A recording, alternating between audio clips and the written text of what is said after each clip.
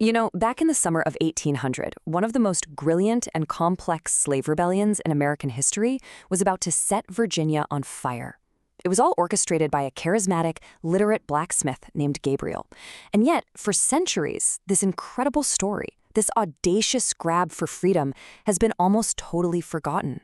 So how on earth does that happen? And that's really the big question we're tackling here. Is it genuine historical mystery? How could a plan this big, involving hundreds, maybe even thousands of people, just fade away into a historical footnote? Well, the answer tells us a ton about how history gets written and, more importantly, which stories we decide to remember. Okay, so to really get why Gabriel's story got buried, it actually helps to first take a look at a rebellion that didn't. Now, most of us have probably heard of Nat Turner's Revolt in 1831. It was bloody and it's famous. But here's the thing about Gabriel's conspiracy. It was stopped right before it started. Not a single white person was ever attacked by the conspirators. And that right there is a huge reason it's been so overlooked. It seems like a failed plot, no matter how ambitious it was, is just easier for the history books to ignore than a violent uprising that left a real body count. So who was the guy at the center of this whole audacious plan? Let's talk about Gabriel, a man who, when you look at him, seems almost destined to lead a revolution. And get this, in a twist of history that is just so powerful, Gabriel was born in 1776. Yeah, the very same year the United States declared its independence with the words, "All men are created equal." So his entire life unfolded right alongside this new nation that was founded on a promise of liberty that, for him, was a total lie. Gabriel was not your typical enslaved person, not by a long shot. As a skilled blacksmith, he had a trade that was respected, and it gave him way more freedom of movement than most. He could read and write, which was a rare and incredibly powerful advantage. He was also a big guy, standing over 6 feet tall, a really imposing figure. And maybe most importantly, he had this defiant spirit. He'd actually been in court for biting part of a white man's ear off in a fight.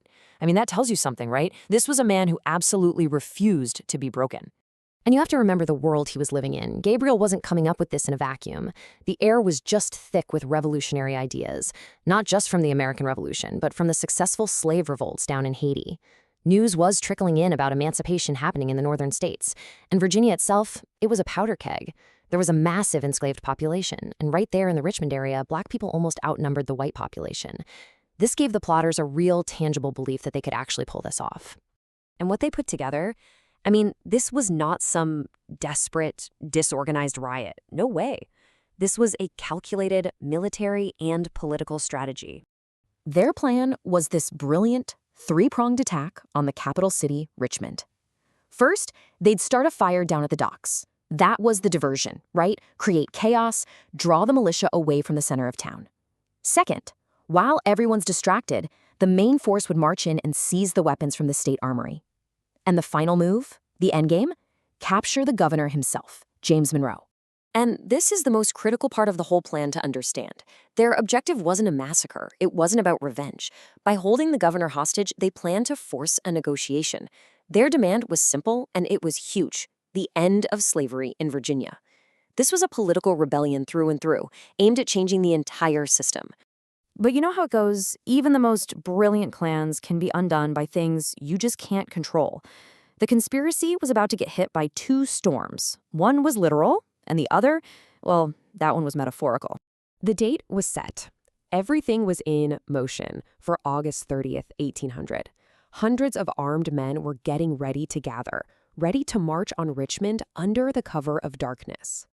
And then the unthinkable happened. You could call it an act of God.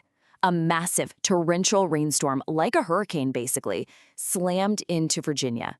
Roads washed out, rivers became impossible to cross. The attack was physically impossible. Gabriel had no choice. He had to postpone it. But just for 24 hours. That one-night delay, it turned out to be fatal. It just cracked the discipline, the secrecy that was so vital to the group. It gave men time to get scared, time to have second thoughts. And it created the perfect opening for the rebellion's greatest enemy, betrayal. Sometime during that delay, two men who were in on the plot, Pharaoh and Tom, they went to their owner. And their owner immediately alerted Governor James Monroe. And just like that, the entire conspiracy was exposed, the element of surprise was gone, and the hunt for the rebels began before a single shot was ever fired. The rebellion was over before it began, but the retribution was just getting started. And these were the tragic consequences for those who dared to dream of their own liberty. The state's response was swift, and it was brutal. Of the 71 known conspirators who were put on trial, 26 of them were executed by hanging. Others were transported, which means they were sold away from their families down to the Deep South or the Caribbean, a fate that many consider to be even worse than death. And yet you can see that a pretty significant number were found not guilty, which shows the courts were, at least on the surface, trying to follow some kind of legal procedure.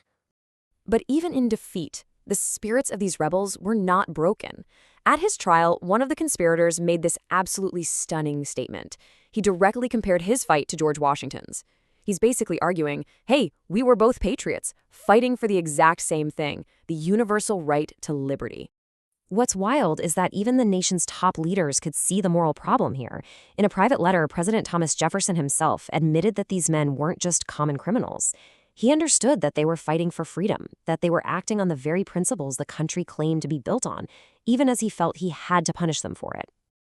And this really leaves us with the central paradox of Gabriel's entire story.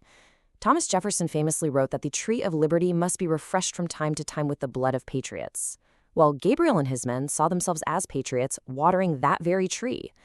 Their forgotten rebellion forces us to ask a really difficult question. What's the difference between a patriot and a rebel? And who gets to decide?